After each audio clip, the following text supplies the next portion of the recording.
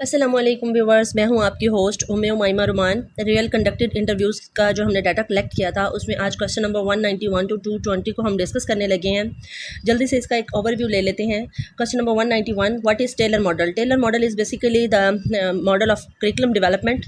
It is considered the first curriculum model given by Taylor. Taylor was also a professor at Chicago University, and he gave this curriculum model in 1940. ठीक हो गया। इसको हम अगर English में define करेंगे तो इस तरह से डिफ़ाइन करेंगे, और अगर उर्दू में करेंगे तो आप लोग बेटर वे में कर सकते हैं डिफ़ाइन। ठीक हो गया। और एक और इन्फो मैं आपको इसके हवाले से देना चाह रही थी कि टेलर मॉडल को ऑब्जेक्टिव मॉडल भी कहा जाता है, और टेलर ने अपनी एक book basic principles of curriculum development, इसमें इस मॉडल को रिप्रेजेंट किया था। इसके 3 सोर्सेज इसने बताए थे। 3 सोर्सेज जो हैं अकॉर्डिंग टू टेलर वो हैं student, society and subject matter. और 4 स्टेजेस का डिस्कस किया है टेलर ने। Number 1 objectives, number 2 selection of content, number 3 organisation of learning experiences.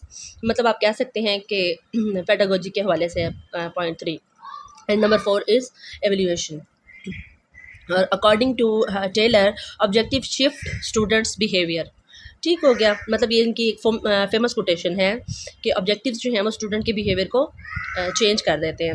अब अगर हम क्वेश्चन नंबर 192 की बात करें, what is null curriculum? Null curriculum जो है वो बेसिकली करिकुलम की एक टाइप है जिसको ज़ीरो करिकुलम भी कहा जाता है। और ये करिकुलम वो करिकुलम होता है जिसको पढ़ाया नहीं जाता। मतलब ये आपके कंटेंट में इंक्लूड तो होता है, लेकिन टीचर इसको इस काबिल नहीं समझता, या टीचर अपने एक्सपीरियंस की बेस पे नहीं समझता कि इसको स्टूडेंट्स को पढ़ाया जाए ताकि वेस्टेज ऑफ टाइम ना हो। या फिर ऐसा भी होता है कि टीचर्स जो होते हैं वो बहुत ज़्यादा एक्सपीरियंस्ड होते हैं और उनको पता होता है कि इस टाइप के क्वेश्चंस जो हैं वो एग्जामिनेशंस में नहीं होने कंडक्ट, तो वो इसलिए जो है उन टॉपिक्स को छोड़ देते हैं। तो ऐसे टॉपिक्स करिकुलम के जो कि रिटर्न में हमारे पास एज ए कंटेंट मौजूद तो होते हैं, लेकिन उन पर वर्क टीचर नहीं करता, उनको नहीं पढ़ाता, वो नल करिकुलम कहलाते हैं। ठीक हो गया। उसके बाद हम देख लेते हैं question number 194, 193, what is the psychological impact on student learning? Psychological impact basically is the impact related to the mental health of students which affect their learning. जैसा कि अरिस्टोटल ने कहा था कि education is the creation of sound mind in a sound body. तो ऐसे समझ लें कि ये वही चीज़ ही है। और साइकोलॉजी का जो इम्पैक्ट है वो स्टूडेंट की लर्निंग पर यही पड़ता है कि अगर उनकी हेल्थ अच्छी नहीं होगी, उनका माइंड जो है वो प्रॉपरली फंक्शन जो है अपने परफॉर्म करने के काबिल नहीं होगा, तो उनकी लर्निंग पर जाहिर सी बात है बुरे इम्पैक्ट पड़ेंगे। और अगर उनकी फ़िज़िकल हेल्थ अच्छी है तो बेसिकली अगर फ़िज़िकल हेल्थ हमारी अच्छी होती है तो नो डाउट हमारी मेंटल हेल्थ जो है वो भी बेटर हो जाती है। और जब मेंटल हेल्थ अच्छी होती है तो फिर साइकोलॉजिकल इम्पैक्ट जो है वो हमारी लर्निंग पर अच्छा पड़ता है। अब देख लेते हैं question number 194, role of psychology in curriculum. तो इसके हवाले से हम पहले भी डिस्कस कर चुके हैं डिफरेंट वीडियोस में। तो अगेन मैं एक बार आपको बस ऐसे हल्का सा एक टच दे देती हूँ कि psychology tell us what to do and how to do. मतलब क्या करना है और किस वक्त करना है और किस तरीके से करना है।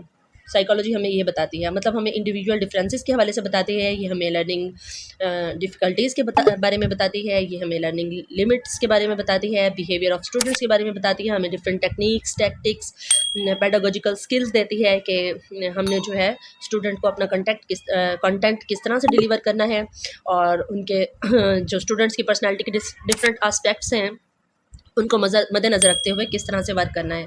तो साइकोलॉजी जो है वो करिकुलम डेवलपमेंट के लिए भी बहुत ज़रूरी है और करिकुलम की इम्प्लीमेंटेशन के लिए भी बहुत ज़रूरी है। ठीक हो गया। अब देख लेते हैं 195 question, what is problem of distance learning? अब डिस्टेंस लर्निंग जहाँ पे हमें बेनिफिट्स दे रही है, हमने लास्ट वीडियो में इसके बेनिफिट्स को डिस्कस किया था। अब आज जो क्वेश्चन है वो ये है कि इसकी प्रॉब्लम्स क्या क्या हैं। तो जो मेरे माइंड में आई मैं आप लोगों के साथ डिस्कस कर लेती हूँ, बाकी आप लोग माशाल्लाह खुद से वेल प्रिपेयर्ड होंगे। अगर आप लोगों को लगता है कि इनके अलावा कोई और पॉइंट्स भी हैं तो आप कमेंट सेक्शन में ज़रूर ऐड कीजिएगा। नंबर 1 पॉइंट जो मेरे माइंड में आया वो ये था कि चेक एंड बैलेंस नहीं होता, क्योंकि डिस्टेंस एजुकेशन होती है, और चेक एंड बैलेंस जो है वो तो फिज़िकल क्लासेस में ही किया जा सकता है। ऑनलाइन क्लासेस में भी चेक एंड बैलेंस को मैनेज करना थोड़ा सा डिफ़िकल्ट हो जाता है। तो फिर ये तो डिस्टेंस लर्निंग है, तो चेक एंड बैलेंस नहीं होता इसमें मोटिवेशन नहीं होती, और no interaction with matter even poor. मतलब जो मेंटोर होते हैं उनके साथ हमारा इंटरेक्शन नहीं होता, वो हमें ठीक से जो है वो जज नहीं करते, हमारी मेंटोरिंग नहीं कर सकते, हमें जो है अच्छा बुरा समझा नहीं सकते। और हम टाइम बाउंड नहीं होते इसमें। अगर फिफ्थ पॉइंट देखें तो वो ये है कि इन्वायरमेंट जो है उसकी कंप्लीशन का कोई क्राइटेरिया नहीं होता, मतलब हमारी इन्वायरमेंट जो होती है स्टडी वाली नहीं होती, और मतलब जैसे हम क्लासरूम में नहीं होते, हम इंडिविजुअल स्टडी करने पे मजबूर होते हैं। और कुछ लोग ऐसे होते हैं जो कि एक्सट्रोवर्ट होते हैं, इंट्रोवर्ट नहीं होते, तो एक्सट्रोवर्ट लोगों के लिए ये चीज़ बहुत प्रॉब्लम क्रिएट करती है। और इसमें इमीडिएट फीडबैक नहीं होता, टीचर आपसे फीडबैक इमीडिएटली नहीं लेता, और आपकी लर्निंग लिमिट्स जो होती हैं उन पे वर्क नहीं कर सकता, और आपके वीकेस्ट एरियाज़ को जो है उन पे वर्क करके उनको बेटर वे में मोल्ड भी नहीं करता, ज़ाहिर है मेंटोर। और फॉर्मेटिव असेसमेंट नहीं होती, एक ही बार फॉर्मेटिव असेसमेंट कर ली जाती है कंडक्ट, और इस तरह की बहुत सारी चीज़ें हो सकती हैं। क्वेश्चन 196 को देख लें तो what is the role of pack in assessment. अब असेसमेंट जो है वो ग्रेड 1 से ग्रेड 8 तक पंजाब एग्जामिनेशन कमीशन जो है वो कंडक्ट करवाता है, स्कूल एजुकेशन डिपार्टमेंट को फैसिलिटेट करता है इस हवाले से। तो हम कह सकते हैं कि पंजाब एग्जामिनेशन कमीशन जो है वो एज अ फैसिलिटेटर वर्क करता है, एज अ गाइड वर्क करता है स्कूल एजुकेशन डिपार्टमेंट के लिए, ताकि वो कंडक्ट करे एग्जामिनेशन ग्रेड 1 से ग्रेड 8 तक। ठीक हो गया। अब हम देख लेते हैं question number 197, what is basic education. Basic education जो है वो असल में फॉर्मल, इनफॉर्मल या नॉन फॉर्मल एजुकेशन, बेशक वो पब्लिक स्कूल्स में हो या प्राइवेट स्कूल्स में हो, इसलिए प्रोवाइड की जाए कि जो स्टूडेंट्स की बेसिक नीड्स हैं लर्निंग के हवाले से उनको कंप्लीट किया जा सके। अगर हम इंग्लिश में इसकी डिफिनेशन की बात करें तो हम कह सकते हैं it means formal, informal and non formal education whether through private or public institutions or activities to meet the basic needs of the learners or the basic needs of the students। ठीक हो गया। उसके बाद देख लेते हैं जी what is basic education. ये तो हमने कर लिया। फुल फॉर्म ऑफ टैफ्टा। टैफ्टा की जो फुल फॉर्म है वो है technical education and vocational training authority. Technical education and vocational training authority. ठीक हो गया। अब देख लेते हैं question number 199, what is equality and equity in education. अब इक्वालिटी जो है वो ये है कि हर जो लर्नर है या हर इंडिविजुअल है उसको इक्वल चांसेस ऑफ लर्निंग दिए जाएं। जैसा कि एसएनसी करिकुलम जो है इसकी बेस्ट एग्जांपल हो सकता है कि हम इस करिकुलम का जो स्लोगन है वो यही है कि equal opportunities of learning for all human being और फॉर ऑल चिल्ड्रन। ठीक है। लेकिन जो इक्विटी होती है वो ये होती है कि सूटेबल, इक्विटी का मतलब होता है सूटेबल। तो इक्विटी का से मुराद हम ये लेंगे कि इंडिविजुअल डिफरेंसेस को सामने रखकर जो वर्क किया जाएगा वो इक्विटी के ज़िम्मे में आ जाएगा। इक्वालिटी ये होगा कि बेशक जो स्टूडेंट्स हैं उनकी नीड्स कुछ भी हों, लेकिन सबको जो इन्वायरमेंट प्रोवाइड किया जाएगा वो इक्वल प्रोवाइड किया जाएगा। लेकिन इक्विटी ये है कि इंडिविजुअल डिफरेंसेस पे वर्क किया जाएगा, जिसको जितनी ज़रूरत है उसको उतना नॉलेज दिया जाएगा, जिसको जिस मटेरियल की जितनी ज़्यादा ज़रूरत है उसको उतना मटेरियल दिया जाएगा, जितनी एविएट्स की ज़रूरत है उतनी दी जाएगी। मीन्स के ज़रूरत के मुताबिक जो है आप उसको स्कैफोल्डिंग प्रोवाइड करेंगे। ठीक हो गया। अब अगर हम बात करें क्वेश्चन नंबर 200 की, define sampling and it's type. Sample क्या होता है? सैम्पल जो होता है वो रिप्रेजेंटेटिव होता है पॉपुलेशन का। अगर हम सैम्पल की सिंपल सी डेफिनेशन इंग्लिश में डिफाइन करें तो हम कह सकते हैं कि sample is the representative of population choose for research. Simple सी बात है ये। और अगर हम इसकी टाइप्स की बात करें तो इसको दो मेजर टाइप्स में जो है वो डिवाइड किया गया है, probability sampling and non probability sampling. और इसके अलावा फिर आगे इनकी मज़ीद हो जाती हैं सब टाइप्स हो जाती हैं, जैसे रैंडम सैम्पलिंग, स्ट्राटा, स्ट्रेटिफाइड, जैसे snowball sampling and so on. अब नेक्स्ट क्वेश्चन जो है वो है जनाब what are current leave rules. Question 201, leave rules जो अब बेसिकली चल रहे हैं ना पाकिस्तान में वो 1980 में रिवाइज़ किए गए थे, तो उनको कहा जाता है रिवाइज्ड लीव रूल्स 1980। ठीक हो गया। अब हम देख लेते हैं question 202, according to leave rules employees are decided into how many categories. Leave rules जो कि 1980 में सेट हुए थे उसके हवाले से जो एम्प्लॉयज़ हैं उनको 2 कैटेगरीज में डिवाइड किया गया है, vacation category and non vacation category. मतलब vacation employees and non vacation employees की 2 कैटेगरीज में डिवाइड किया गया है। 203, व्हाट आर पनिशमेंट रूल्स। अब पनिशमेंट रूल जो हैं वो 1860 में जो सब कॉन्टिनेंट बिफोर पार्टीशन जो पनिशमेंट रूल सेट किए गए थे अभी तक पाकिस्तान में वही ही राइज हैं। ठीक हो गया। तो हम कह सकते हैं कि the punishment rules are penal code 1860। इनका नेम है पेनल कोड 1860। अगर 204 की बात करें, what is supervision and its role. अब हम सुपरविजन की अगर बात करें तो इंग्लिश में अगर इसको डिफाइन करें तो हम कह सकते हैं the overseeing of subordinate in an organization और इन अ फैक्ट्री और पर्सनली टू इन्हांस प्रोडक्टिविटी। मतलब दूसरों को जो है मॉनिटर करने को हम सिंपल वर्ड्स में अगर कहें तो मॉनिटरिंग जो है उसमें नेगेटिविटी का एलिमेंट पाया जाता है, थ्रेट होती है, खौफ होता है, लेकिन सुपरविजन जो है वो पॉजिटिविटी का अमल है।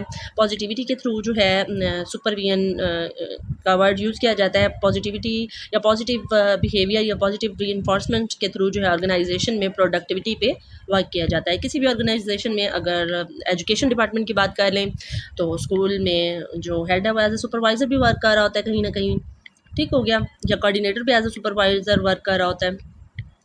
और अगर इसके रोल्स की बात करें तो ये गोल सेट करती है सुपरविजन, और गोल की इम्प्लीमेंटेशन पे वर्क करती है, proper enforcement of educational objectives पे वर्क करती है, और परफॉर्मेंस जो है उसको भी जज करती है थ्रू असेसमेंट। ठीक हो गया। अब हम देख लेते हैं question number 205, how individual different from each other. अब इंडिविजुअल्स जो है वो डिफरेंट एस्पेक्ट से एक दूसरे से डिफरेंट हो सकते हैं।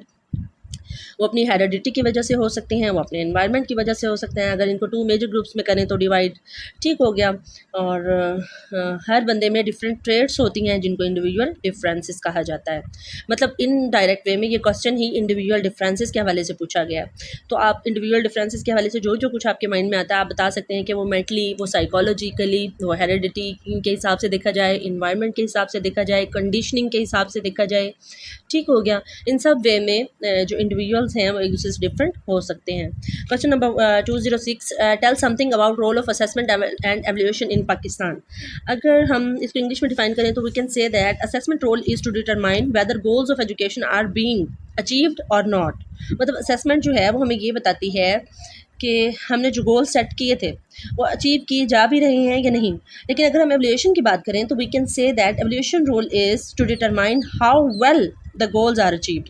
मतलब अगर अचीव किए भी हैं तो कितने अच्छे अचीव किए हैं, या किस मैनर में अचीव किए हैं, या किस दर्जे या किस डिग्री के अचीव किए हैं, ठीक हो गया। और जो एवल्यूएशन है वो हमें आउटपुट भी देती है और फीडबैक भी देती है। Question number 207, how you can solve education related problem of Pakistan. अब ये एक सिचुएशनल क्वेश्चन है, इसको हर बंदा अपने हिसाब से मोल्ड करेगा। मुझे जिस तरह से समझ में आया मैं आप लोगों के साथ डिस्कस कर लेती हूँ कि अगर स्टूडेंट्स जो हैं उनको लर्निंग में प्रॉब्लम्स आ रही हों फॉर एग्जांपल, तो हम उनकी प्रॉब्लम्स को किस तरह से करेंगे, मतलब किस तरह से सॉल्व करेंगे। सबसे पहले तो हम प्रॉब्लम सॉल्विंग मेथड यूज़ करेंगे, ठीक हो गया। जितने स्टेप्स प्रॉब्लम सॉल्विंग मेथड में लिए जा सकते हैं हम वो सारे लेंगे, और इसके अलावा हम एक्टिविटी मेथड यूज़ करेंगे। हम फंडिंग कर सकते हैं स्टूडेंट्स के लिए, और जितनी फंडिंग हमें गवर्नमेंट प्रोवाइड कर रही है उसकी यूटिलाइजेशन को बेटर करके हम कर सकते हैं। ट्रेनिंग्स दी जा सकती हैं स्टूडेंट्स को भी, टीचर्स को भी। डिफरेंट वर्कशॉप्स जो हैं वो कंडक्ट करवाई जा सकती हैं, और लर्नर के साथ फ्रेंडली इन्वायरमेंट को क्रिएट करके इस चीज़ को कम किया जा सकता है या इसके साथ कोप किया जा सकता है। और मॉनिटरिंग जो है अगर उसको फेयर कर दिया जाए तो ज़ाहिर है हर बंदा अपना काम ठीक से करेगा। और मेंटोरिंग जो है ऑफिसर्स की भी और ऑफिशियल्स की भी, दोनों की होनी चाहिए। और इन्वायरमेंट को चेंज करके भी हम जो है एजुकेशन से रिलेटेड प्रॉब्लम को सॉल्व कर सकते हैं। और ये सबसे स्ट्रॉन्गेस्ट वे हो सकता है अकॉर्डिंग टू माय ओपिनियन कि अगर हम मल्टी मीडिया को यूज़ करें या फिर जस्ट मीडिया को यूज़ करके, मतलब टीवी, रेडियो या न्यूज़पेपर्स या इंटरनेट को यूज़ करके हम कार्टून्स के थ्रू स्टूडेंट्स को या फिर डिफरेंट स्टोरीज़ के थ्रू स्टूडेंट्स को जो है रीइंफोर्स कर सकते हैं। उसके अलावा हम जो है टीचर्स को भी मीडिया के थ्रू मोटिवेट कर सकते हैं कि अगर वो अच्छा काम कर रहे हैं तो उनको कैरी ऑन करना चाहिए, एंड सो ऑन, ठीक हो गया। उसके अलावा हम मीडिया के थ्रू डिफरेंट ड्यूटीज़ के हवाले से भी लोगों को अवेयर कर सकते हैं कि किसकी क्या ड्यूटीज़ हैं, और हम ये भी बता सकते हैं कि हमारे राइट्स क्या क्या हैं। जब राइट्स के बारे में अवेयरनेस होती है तो नो डाउट हर बंदा अपने राइट्स की बात करना स्टार्ट कर देता है, और फिर जो ड्यूटी परफॉर्म कर रहे होते हैं वो भी जब उनको पता होता है कि अगले बंदे को अपने राइट्स का बेटर पता है तो वो अपनी ड्यूटी को अच्छे वे में परफॉर्म करने की कोशिश करते हैं। अब क्वेश्चन नंबर 208 देख लेते हैं, what are connected classrooms. Connected classrooms जो हैं वो बेसिकली इंटरनेट के थ्रू एक दूसरे से कनेक्टेड क्लासरूम्स होते हैं। जैसे कि ब्रिटिश काउंसिल जो है इस पे वर्क कर रही है डिफरेंट कंट्रीज़ में ऑल ओवर द वर्ल्ड, वो इसकी बेस्ट एग्जांपल हो सकती है। और इंटरनेट के थ्रू कनेक्ट होते हैं ये, इनके ऑब्जेक्टिव सेम होते हैं, इनके असेसमेंट सेम होती है, इनके एवल्यूशन का तरीकाकार सेम होता है, इनकी क्लासरूम की टाइमिंग, इनका सिलेबस, एवरीथिंग इनकी at the pinch of time same चल रही होती है। ठीक हो गया। अब देख लेते हैं question number 209, what is reason of joining higher education department. अब आपका कोई भी रीज़न हो सकता है, आप अपने हिसाब से उसको मोल्ड कर लेंगे। सबसे बेस्ट रीज़न तो ये है कि हर बंदा चाहता है उसका स्केल जो है वो अपग्रेड हो जाए। तो जाहिर सी बात है कि जो हायर एजुकेशन कमीशन है, अगर 17 स्केल पे कोई एज अ लेक्चरर सेलेक्ट हो जाता है या कोई एज अ HM सेलेक्ट हो जाता है तो उसका जाहिर सी बात है उसका स्केल अपग्रेड होगा। तो सबसे पहली वजह तो ये भी हो सकती है। दूसरा जो है, अगर आप एज ए लेक्चरर इंटरव्यू देने गए हैं तो आप कह सकते हैं I am energetic, want to explore more and more, and young students ask many questions as they are active learners. और आप कह सकते हैं कि their question can make my brain work. इस तरह की कुछ भी आप वर्ड्स जो है वो यूज़ कर सकते हैं जो आपको बेटर लगे। अब क्वेश्चन नंबर 210 की अगर बात करें तो what is inclusive education. Inclusive education जो है वह बेसिकली एजुकेशन की वो टाइप है जिसमें इक्वल चांसेस होते हैं सब स्टूडेंट्स के लिए, बेशक वो माइनॉरिटीज़ के हों या फिर माइनर डिसेबिलिटीज़ वाले स्टूडेंट्स हों। ये same classroom, same environment and same aviates के साथ जो है इनको टीच किया जाता है। जो माइनॉरिटीज़ के स्टूडेंट्स होते हैं या जो स्पेशल स्टूडेंट्स होते हैं विद माइनर डिसेबिलिटीज़, उनके लिए कोई स्पेशल एवियर्स प्रोवाइड नहीं की जाती। ठीक हो गया। अब हम देख लेते हैं question number 211, what is norm reference test and criterion reference test. अब नॉर्म रेफरेंस टेस्ट जो है वो बेसिकली एक इंडिविजुअल का कंपैरिजन होता है ग्रुप के साथ, कि दो इंडिविजुअल्स का भी आपस में कंपैरिजन हो सकता है, ये दो ग्रुप्स का भी आपस में कंपैरिजन हो सकता है। And it is also can be called the mentoring or checking of the an individual among group. मतलब एक इंडिविजुअल जो है उसकी कैपेबिलिटीज़ को एक ग्रुप के साथ भी मेजर किया जा सकता है। ये तो हो गया नॉर्म रेफरेंस टेस्ट। अगर हम क्राइटेरिया रेफरेंस टेस्ट की बात करें तो इसमें जो है एक इंडिविजुअल स्पेसिफिक क्राइटेरिया को अगर मीट कर लेता है तो शी इज़ और ही इज़ सिलेक्टेड। मतलब क्राइटेरिया को मीट करना जो है वो मस्ट होता है। अगर मैं इसकी डेली लाइफ एग्जांपल दूँ तो जिस तरह से कहते हैं ना कि पुलिस डिपार्टमेंट जो है उसमें अगर आप एज ए वर्कर उसको ज्वाइन करना चाहते हैं उसके फोर्स के हवाले से, तो उसमें एक क्राइटेरिया होता है कि आपने 5 किलोमीटर्स जो है वो कम से कम टाइम में आपने उसको 4 to 5 मिनट्स में या जितना भी गिवन टाइम होता है उसमें आपने उसको कवर करना होता है। और जो उस क्राइटेरिया को मीट कर लेता है वो सिलेक्ट हो जाता है। अब हम देख लेते हैं question number 212, what are aspects of development. Development जो है उसके एस्पेक्ट्स फिजिकल डेवलपमेंट हो सकते हैं, mental development, cognitive development, language development, emotional development, gender development, और इस तरह की जितनी भी चीज़ें आपके माइंड में आ जाती हैं वो सारी डेवलपमेंट के हवाले से जितने भी एस्पेक्ट्स आपके माइंड में आते हैं आप उसको बता सकते हैं। Question number 213, what is constructivist approach of learning. जो कंस्ट्रक्टिविस्ट अप्रोच ऑफ लर्निंग है वो बेसिकली ये है कि इसमें इनका बेसिक जो फोकस है वो इस चीज़ पे है कि स्टूडेंट्स जो हैं वो अपनी नॉलेज को खुद कंस्ट्रक्ट करने के काबिल होते हैं।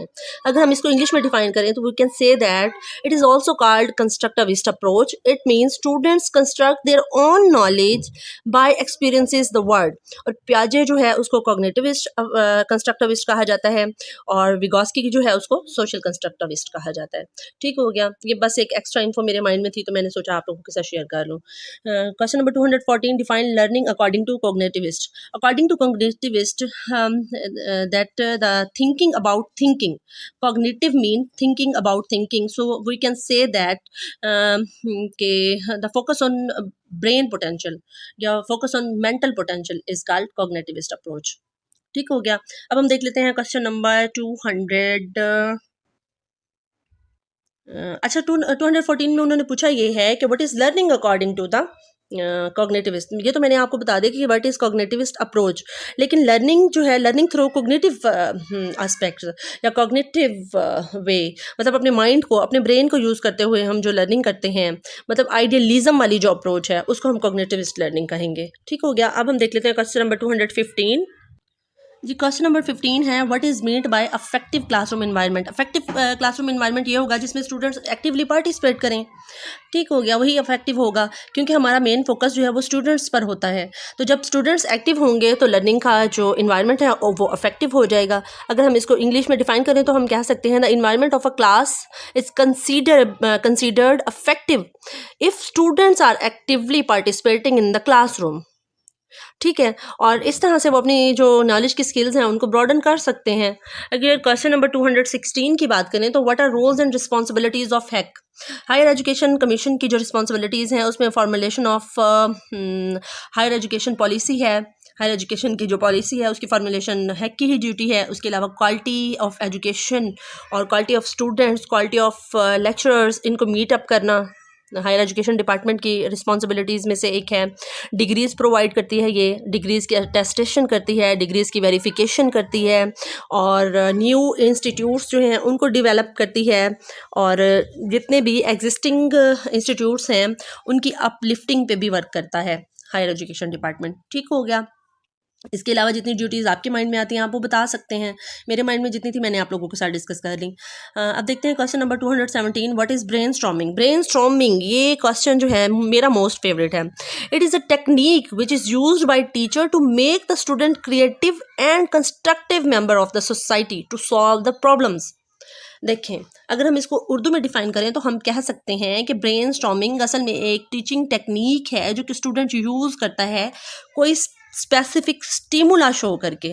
कोई स्टिमुलस शो करता है स्टूडेंट्स को, और उनके जो माइंड हैं उनको एक बूस्ट देता है इस टेक्निक के थ्रू कि वो क्रिएटिव भी बने, और जितनी भी सिचुएशंस उनको फेस करनी पड़ती हैं डेली लाइफ में उन प्रॉब्लम्स को जो है वो इजीली सॉल्व करने के काबिल हो जाएं। अगर हम एजुकेशनल प्रॉब्लम्स की बात करें तो हम कह देंगे कि जी ब्रेनस्टॉर्मिंग इन एजुकेशन ये है कि अगर स्टूडेंट को टीचर जो है इतना कंस्ट्रक्टिविस्ट बना देता है कि वो अपनी जो एजुकेशनल प्रॉब्लम्स हैं उनको खुद से सॉल्व करने के काबिल हो जाता है किसी न किसी हद तक without any type of scaffolding, तो ये ब्रेनस्टॉर्मिंग होगी। ठीक हो गया। उसके बाद हम देखते हैं what are curriculum development problems. Curriculum development की बहुत सारी प्रॉब्लम्स हो सकती हैं डिफरेंट इन्वायरमेंट्स के हवाले से, डिफरेंट सोसाइटीज़ के हवाले से। जो कॉमन मुझे नज़र आती हैं वो मैं आप लोगों के साथ डिस्कस कर लेती हूँ कि जो टीचर्स हैं प्लानिंग में उनकी इन्वॉल्वमेंट नहीं होती, या जितने भी स्टेक होल्डर्स हैं, बेशक पेरेंट्स हैं या स्टूडेंट्स हैं, उनकी प्लानिंग में, करिकुलम की प्लानिंग में या करिकुलम की जो डेवलपमेंट है उसकी प्लानिंग के फेज़ में उनकी इन्वॉल्वमेंट नहीं होती। इसलिए जो बेसिक चीज़ें होती हैं, जो बेसिक प्रॉब्लम्स होती हैं वो असल में टीचर और स्टूडेंट्स या पेरेंट्स ही फेस कर रहे होते हैं। तो जाहिर सी बात है फिर करिकुलम की डेवलपमेंट जो है वो इफेक्टिव नहीं होगी, और जो रिसर्च है वो सफिशिएंट नहीं होती, इनएडिक्वेट रिसर्च होती है, और एक्सपर्ट्स जो हैं वो इन्वॉल्व नहीं होते करिकुलम की डेवलपमेंट में। ये एक बेसिक प्रॉब्लम है इसकी।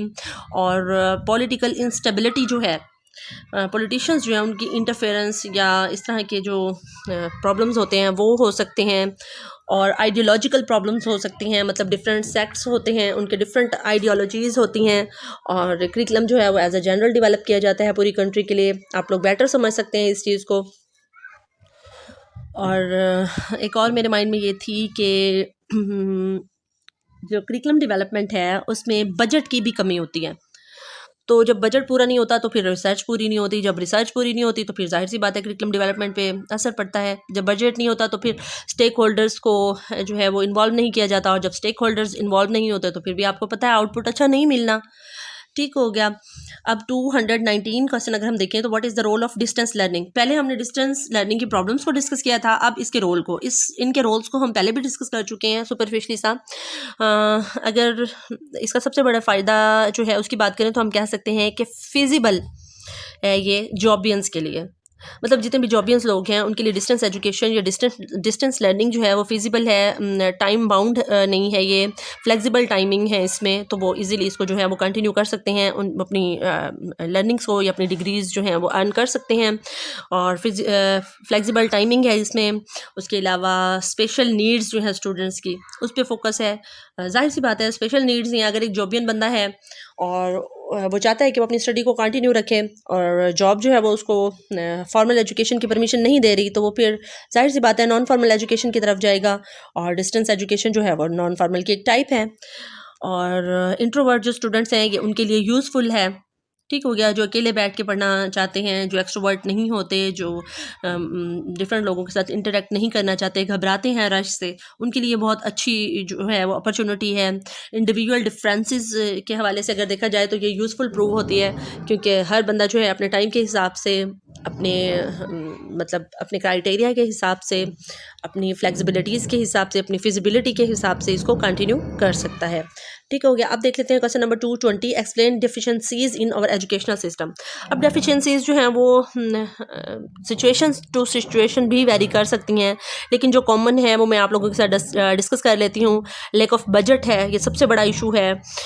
इम्प्लीमेंटेशंस नहीं होती पॉलिसीज़ पे पूरी तरह से, नो फुली इम्प्लीमेंटेड पॉलिसीज़ इसका बहुत बड़ा रीज़न हो सकती हैं।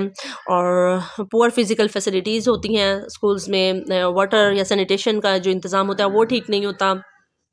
उसके अलावा असेसमेंट का जो सिस्टम है वो इतना प्रॉपरली वर्क नहीं कर रहा होता, मतलब उसमें कहीं ना कहीं चीटिंग होती है, मॉनिटरिंग ठीक से नहीं की जा रही होती है असेसमेंट की, और डायरेक्शन लेस सम टाइम होती हैं। इस तरह की चीज़ें, असेसमेंट को देख लिया जाए या जो हमारी एजुकेशनल स्टेप्स हैं जितने भी, उनमें ठीक तरह से डायरेक्शंस जो हैं वो प्रोवाइड नहीं की जाती, ठीक से प्लानिंग नहीं होती। तो जब प्लानिंग अगर पहले नहीं की जाएगी तो जाहिर सी बात है फिर आगे उसकी इम्प्लीमेंटेशन पे बहुत ज़्यादा प्रॉब्लम्स हमें फेस करनी पड़ती हैं। और स्कूल का ड्रॉप आउट जो है ये सबसे बड़ा एजुकेशनल सिस्टम में डेफिशिएंसी है, हम उसको कंप्लीट नहीं कर पा रहे। लो इनरोलमेंट भी हम कह सकते हैं, और ड्रॉप आउट रेट जो है वो हमारा हाई है। आउट ऑफ स्कूल चिल्ड्रन जो है हम उनको स्कूल में नहीं ला पा रहे, और पॉलिटिकल इंटरफेरेंस बहुत ज़्यादा है। बहुत सारे टेरिटरीज़ ऐसे हैं जिनमें खुद पॉलिटिशियंस ही नहीं चाहते कि स्टूडेंट्स जो हैं वो पढ़ लिख के और अपने राइट्स के बारे में जाने या एक सेंसिबल मेंबर ऑफ सोसाइटी बने, ताकि उनके जो ग़ुलाम हैं वो कम ना हो जाए। मुझे पता है कि शायद ये चीज़ बहुत सारे लोगों को बुरा लगेगी, लेकिन ये एक फैक्ट है हमारी सोसाइटी का। मुझे माइंड में था, मैंने आप लोगों से बात कर ली, मैंने आप लोगों के साथ शेयर कर दी, लेकिन मैं आप लोगों से ये कहूँगी कि आप काइंडली इसको इंटरव्यू रूम में मत डिस्कस कीजिएगा, पॉलिटिशियन वाले पॉइंट को। हो सकता है इससे एक नेगेटिव इम्पैक्ट आपका पड़े, तो मैं आप लोगों को सजेस्ट नहीं करूँगी कि आप इंटरव्यू में इस चीज़ को जो है वो डिस्कस करें। तो ये थे हमारे आज के आंसर्स एंड क्वेश्चंस। 30 क्वेश्चन हमने डिस्कस कर लिए हैं, तो फिर मिलते हैं नेक्स्ट वीडियो में and other 30 questions. Till then, अल्लाह हाफिज़।